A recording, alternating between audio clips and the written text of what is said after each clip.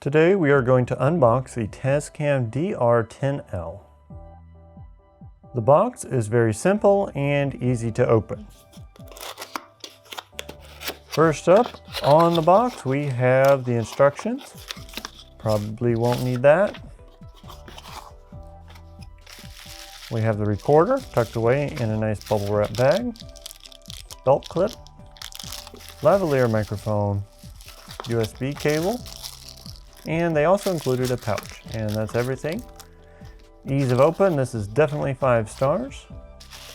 Recorder comes out easily, very nice. Belt clip.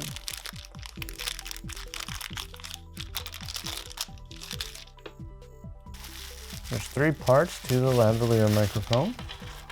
Comes with a nice metal clip. A grill pop shield for the lavalier capsule. And the lavalier mic itself seems to be of decent build quality. It's not small, but it works just fine. Belt clip just clips on right here.